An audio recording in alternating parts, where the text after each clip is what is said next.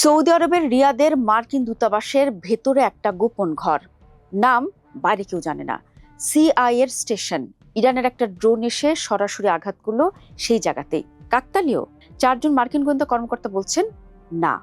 ইরানের ড্রোন হামলার নির্ভুলতা দেখে মার্কিন গোয়েন্দা বিশ্লেষকরা এখন তদন্ত করছেন, রাশিয়া কি হামলার টার্গেটিং তথ্য বা উন্নত ড্রোন প্রযুক্তির সরবরাহ করেছিল।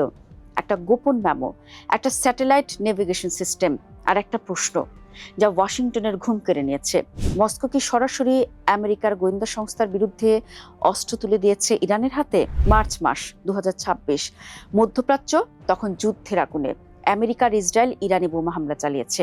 জবাবে ইরান পুরো উপসাগরীয় অঞ্চল জুড়ে পাল্টা আঘাত শুরু করে। সোমবার একটি সন্দেহভাজন ইরানি ড্রোন হামলা সৌদি আরবের মার্কিন দূতাবাসে অবস্থিত সিআই স্টেশনে আঘাত আনে। কোনো এজেন্ট আহত হয়নি বলে জানা যায়, আর সিআই ঘটনার কোনো মন্তব্য করতে অস্বীকৃতি জানায়। কিন্তু এটা একটা মাত্র ঘটনা ছিল না। মার্চে অন্তত 2টি সিআই স্থাপনে আঘাত আনা হয়, একটি রিয়াদের মার্কিন দূতাবাসে থাকা সিআই স্টেশন, আর একটি পূর্ব ইরাকের একটি গোপন ঘাঁটি। সূত্র বলছে আরো কিছু স্থাপনায় হামলা হয়েছিল, কিন্তু বিস্তারিত প্রকাশ করা হয়নি। প্রশ্নটা এখানেই, একটা ড্রোন কিভাবে এত নির্দিষ্টভাবে একটা গোপন গোয়েন্দা কেন্দ্রে গিয়ে আঘাত করলো? দূতাবাসের মতো বিশাল কমপ্লেক্সে যেখানে শত শত কর্মী কাজ করে, সেখানে ঠিক সিআইয়ের অংশটাই কেন?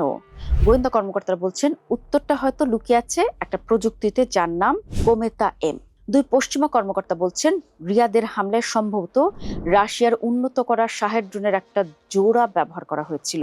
এই ড্রোনগুলো একটি দূতাবাসের দেয়ালে ফাটল ধরায়, আর দ্বিতীয়টি সেই ফাটল দিয়ে ভেতরে ঢুকে বিস্ফোরিত হয়। এটা কোনো এলোমেলো আঘাত না, এটা পরিকল্পিত 2 ধাপের একটা হামলা। রাশিয়া ইরানকে শাহের ড্রোনের নির্ভুলতা বাড়াতে সাহায্য করেছে বলে জানা গেছে।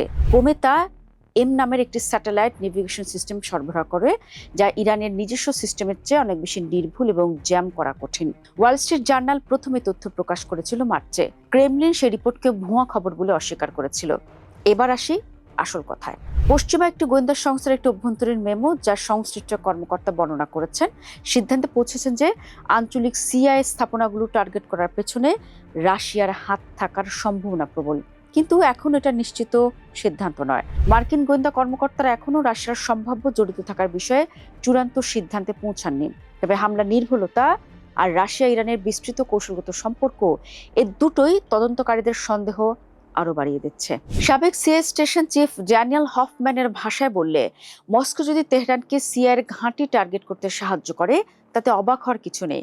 কারণ দুই দেশেরই লক্ষ্য এক, নিজেদের প্রভাব বলয় থেকে আমেরিকাকে হটিয়ে দেওয়া। তবে সব বিশ্লেষক একমত নন।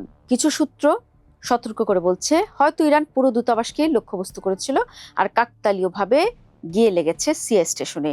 তবে অন্য বিশ্লেষকদের যুক্তি, রাশিয়া ছাড়া এমন সংবেদনশীল টার্গেটিং তথ্য জোগাড় করার ক্ষমতা আর কারণে। আর এই তথ্যকে আমেরিকার বিরুদ্ধে ব্যবহার করার আগ্রহ রাশিয়ার বাইরে খুব কম দেশেরই আছে। মানে হলো সন্দেহের তীর এখন সরাসরি মস্কোর দিকে। এই একটা হামলা বিচ্ছিন্ন কোনো ঘটনা না, এটা একটা বড় প্যাটার্নের অংশ। মার্চ মাসে যখন আমেরিকা ইসরায়েল ইরানে বোমা ফেলে, তখন ইরান পুরো উপসাগরীয় অঞ্চলে প্রতিশোধমূলক হামলা শুরু করে। কুয়েত দূতাবাস বন্ধ হয়ে যায়, বাহরাইন, জর্ডান, ইরাক থেকে জরুরি নয় এমন কর্মীদের সরিয়ে নেওয়া হয়।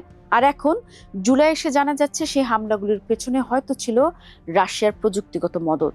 এর মানে কি? এর মানে হলো ইরান ইসরায়েল আমেরিকার এই সংঘাত আর দুই পক্ষের যুদ্ধ নয়, এটা এখন একটা বৈশ্বিক দাবার ছক, যেখানে রাশিয়া নিজের ঘুঁটি সরাচ্ছে ছায়া থেকে।